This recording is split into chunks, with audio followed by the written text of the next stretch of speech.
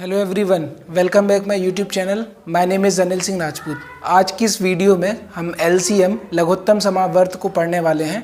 इसके पहले मैंने एचसीएफ महत्तम समावर्तक पढ़ा दिया था, लेकिन एलसीएम हमारा रह गया था, तो आज की वीडियो में हम एलसीएम पढ़ेंगे।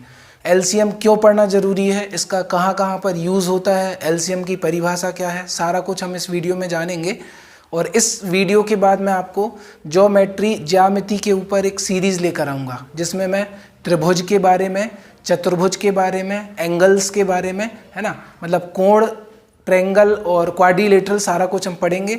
और स्टार्टिंग से लेकर एंड तक मैं सारा कुछ उस वीडियो में बताऊंगा। तो बेसिकली जो स्टूडेंट्स अभी फ़िलहाल में संविदा की तैयारी कर रहे हैं एमपी टेट के लिए, उनके लिए बहुत ही फ़ायदेमंद साबित होगी वो सीरीज़। और जिनका बेसिक कमज़ोर है ज्यामिति पोर्शन में, जिनको त्रिभुज चतुर्भुज समझ में नहीं आते, उनके भी बहुत काम की है और बहुत ही इंटरेस्टिंग रहेगी। आप देखेंगे तो आपको पता चलेगा। तो चलिए आज की क्लास शुरू करते हैं। मेरा नाम अनिल सिंह राजपूत है। मैं सागर मध्य प्रदेश का रहने वाला हूँ। मैं पिछले 8 साल से कॉम्पिटिटिव एग्ज़ाम की तैयारी करवा रहा हूँ। इन 8 सालों की ड्यूरेशन में मैंने मैथ्स, इंग्लिश, हिंदी, रीजनिंग अलग अलग सब्जेक्ट पढ़ाने का एक्सपीरियंस लिया है। फ़िलहाल मैं अपने इस यूट्यूब चैनल के माध्यम से मैथ्स का कंटेंट लेकर आया हूँ। तो आज का हमारा टॉपिक है एलसीएम, जिसको हम बोलते हैं लघुत्तम समावर्त, लीस्ट कॉमन मल्टीपल। ठीक है, तो लीस्ट का मतलब होता है सबसे छोटा, छोटे से छोटा। जैसे यहाँ पर लिखा है ना लघुत्तम, लघुत्तम मतलब सबसे छोटा। और मल्टीपल मतलब होता है गुणज, मल्टीपल मतलब गुणज। जैसे मैं कहूँ 5 के प्रथम 7 गुणज लिखिए, तो 5 एकम 5, 5 दूनी 10, 5 तिया 15, 20, 25, 30 और 35। जो 5 के पहाड़े में आते हैं ना, उनको हम गुणज बोलते हैं। जैसे मैं कहूँ find the first 3 multiple of 7, तो 7 एकम 7, 7 दूनी 14, 7 तिया 21, 7 1 is 7, 7 2s are 14 and 7 3s are 21। ये हमारे गुणज होते हैं। अब हम स्टार्ट करते हैं एलसीएम। तो जैसे मैंने लिखा 3, 6, 9, 12, 15, 18, 21, 24, 27, 30 और 36 एंड सो ऑन। मैंने आपके सामने 3 की टेबल लिखी। फिर मैंने लिखा 4, 8, 12, 16, 18, 20, 24, 28, 32, 36, 40 एंड सो ऑन। तो आप सबसे पहले ये बताओ कि 3 और 4 में कॉमन क्या है। तो आप कहोगे सर 3 और 4 में तो सबसे पहले 12 कॉमन है, इसके बाद 3 और 4 में फिर 24 कॉमन है। ठीक है, फिर इसके बाद 3 और 4 में 36 कॉमन है। तो 12 भी है, 24 भी है, 36 भी है। तो देखो 12 आया, 12 दूनी 24 आया, फिर 12 तिया 36 आया, फिर 12 चौको 48 आया, फिर इसके आगे आप 12 पंचे 60 आया एंड सो ऑन। तो आपको बताना है एलसीएम क्या है। ये लीस्ट कॉमन मल्टीपल है, हाईएस्ट कॉमन मल्टीपल नहीं है। तो सबसे छोटा तो इसमें 12 ही है ना, तो हमारा 12 आएगा। आप इसका एचसीएम नहीं निकाल सकते। ठीक है, क्यों? क्योंकि कितनी बार 12 का पहाड़ा पढ़ोगे, हमारा एलसीएम है 12। ठीक है, अब इसके बाद अगर मैं बात करूं कुछ छोटे छोटे पॉइंट, जैसे आपके सामने नंबर लिखे हैं 4, 8, 16। इसका अगर आपको एलसीएम निकालना हो तो 4, 8, 16 का एलसीएम हो जाएगा 16। देखो 4 चौको 16, 8 दूनी 16, 16 एकम 16। ठीक है, तीनों एलसीएम हम उस छोटी से छोटी संख्या को बोलते हैं जिसमें दी गई संख्याओं का भाग चला जाए। 4 चौको 16, 8 दूनी 16, 16 एकम 16। ठीक है, एचसीएम हम उस एलसीएम उस संख्या को बोलते हैं जिसमें तीनों संख्याओं का भाग चला जाए। तो हमारा एलसीएम आया 16। ठीक है, अब अगर मैंने नंबर लिया होता 10 और उसके बाद 12 और फिर उसके बाद 15, ठीक है, तो इसका एलसीएम आ गया मेरा 60। तो आपको यहाँ से 2 बातें याद रखनी हैं। ठीक है, पहली बात क्या कि दिए गए नंबर में एलसीएम या तो सबसे बड़ा नंबर होगा। 4, 8, 16 में मेरा सबसे बड़ा नंबर 16 था, तो 16 मेरा एलसीएम आ गया। और 10, 12, 15 में सबसे बड़ा नंबर 15 था, लेकिन जब 15 एलसीएम नहीं आया तो 15 का पहाड़ा पड़ा। 15 एकम 15, 15 दूनी 30, 15 ती 45, 15 चौको 60। अब देखो 30 में 12 का भाग नहीं जाएगा, 12 तिया 36, 12 चौको 48, इसमें भी नहीं जाएगा, इसमें भी नहीं जाएगा, लेकिन 60 में सबों का भाग जा रहा, तो 60 हमारा एलसीएम हो गया। अब मैं आपको प्रोसेस बताता हूँ कि एलसीएम निकालते कैसे हैं। तो जैसे आपके सामने नंबर है 15, फिर नंबर है 27, फिर नंबर है आपके सामने 36 और फिर नंबर है आपके सामने 24। 4 नंबर है, तो 15 के गुणनखंड हो जाएंगे 3 5 15। 27 को मैं लिख सकता हूँ 3 तिरका 9, 9 तिया 27। 36 को लिख सकता हूँ 2 दूनी 4 तिया 12, 12 तिया 36। 24 को मैं लिख सकता हूँ 2 दूनी 4 दूनी 8 तिया 24। ठीक है, तो अब देखो पहले वाले में 3 एक बार आ रहा है और 5 एक बार आ रहा है, नीचे वाले में 3 3 बार आ रहा है, और इसमें 2 2 बार आ रहा है और 3 2 बार आ रहा है, और इसमें कहोगे सर 2 3 बार आ रहा है और 3 एक बार आ रहा है। तो जब हम एलसीएम निकालते हैं ना तो हम सबको शामिल करते हैं, 2 को भी लेंगे, 3 को भी लेंगे, 5 भी लेंगे, लेकिन हाईएस्ट पावर ली जाती है, अधिकतम घात ली जाती है। तो 2 की अधिकतम घात ली जाएगी 3, क्योंकि 2 यहाँ पर 2 बार है, यहाँ पर 3 बार है। 3 की अधिकतम घात ली जाएगी 3, क्योंकि 3 अधिकतम 3 बार है और 5 एक ही बार है। तो 2 दूनी 4 दूनी 8, 3 तिरका 9 तिया 27 और 27 गुणित 5। तो 27 पंचे 135 होता है, और 135 का 8 में गुणा करोगे तो 8 पंचे 40 का 0 हासिल 4, 13 अट्ठे 104 और 4 108। तो आपका आ जाएगा 1080 एलसीएम। ठीक है, तो एलसीएम ऐसे निकालते हैं। अब जो बेसिकली जो टेबल में या पहाड़े में कंफर्ट नहीं होते हैं ना, उनको ऐसा करने में सही नहीं लगता, फिर वो वाली मतलब गुणनखंड वाली फैक्टर निकालने वाली मेथड का यूज़ करते हैं। तो आप उससे भी निकालिए, उससे भी हमारा आंसर कितना आएगा 1080। ठीक है, तो आप समझ गए होंगे। एक आध बड़ा सा नंबर लेकर मैं आपको बताता हूँ कि एलसीएम कैसे निकालते हैं। ये बिल्कुल बेसिक बातें थी एलसीएम से रिलेटेड। अब जैसे आपके सामने नंबर है, मान लो नंबर है 72, 72 के बाद मैं ले लूँ 84, 84 के बाद मैंने ले लिया 108, 108 के बाद ले लिया 44। इसका आपको एलसीएम निकालना है। ठीक है, तो मैंने बोला आप गुणनखंड वाली मेथड से भी निकाल सकते हैं, मैं फैक्टर करके बताऊंगा। तो 72 को मैं लिख सकता हूँ 2 दूनी 4 दूनी 8 तिया 24 तिया 72, मतलब 2 आएगा 3 बार और 3 मेरा आ जाएगा 2 बार।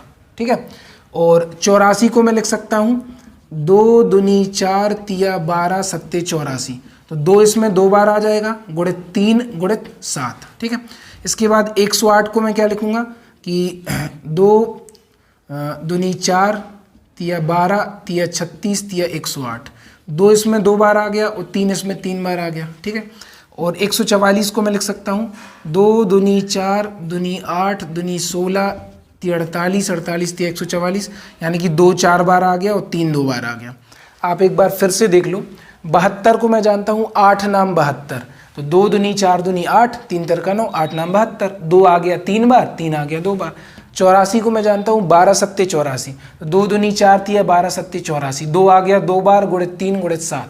108 को मैं कहता हूँ 12 नंबर 108, तो 2 दूनी 4 तिया 12 तिया 36 तिया 108, 3 आ गया 3 बार, 2 आ गया 2 बार। ठीक है, 2 दूनी 4 दूनी 8 दूनी 16, 2 आ गया 4 बार और 3 आ गया 2 बार। ठीक है, तो ये हमारे निकल गए फैक्टर।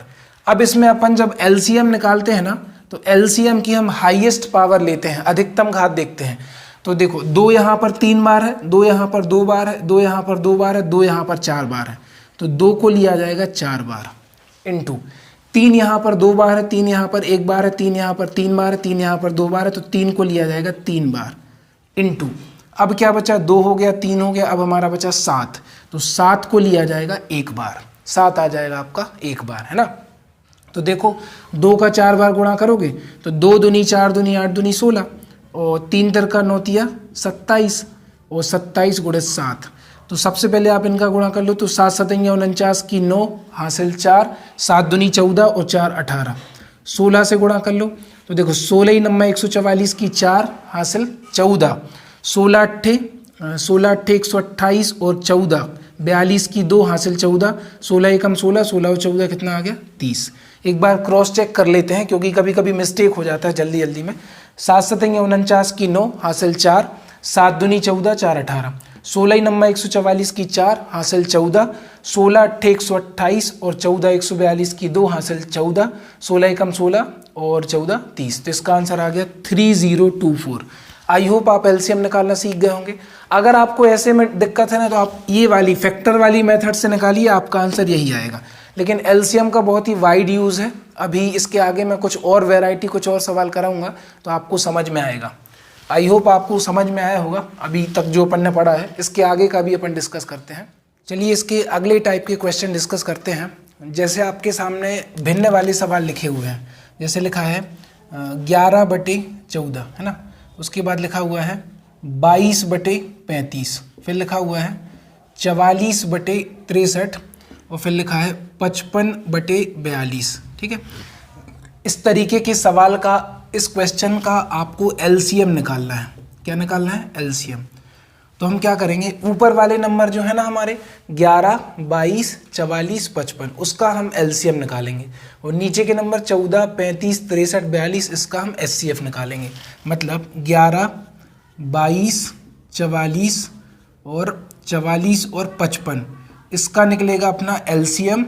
और जो नीचे के नंबर बचे ना 14, 35, 63 व 42, इसका हम निकालेंगे एचसीएफ। इसका हम क्या निकालेंगे? एचसीएफ।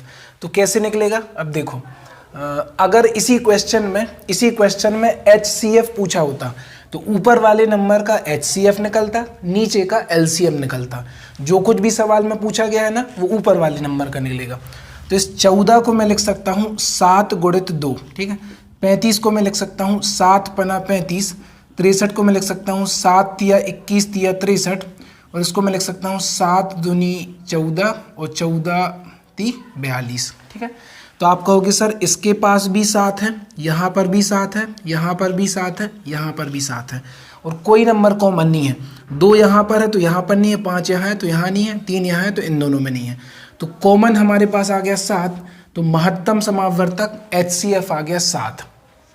इसको मैं लिखूंगा 11 एकम 11, 11 दूनी 22, 11 दूनी 22 दूनी 44 और 11 5 55। ठीक है, तो अब ध्यान से देखो क्या हो जाएगा, 11 दूनी 22, 22 दूनी 44। ठीक है, 11 दूनी 22, 22 दूनी 44 और 44 में 5 का और गुणा करेंगे तो हमारा आंसर आ जाएगा 44 × 5।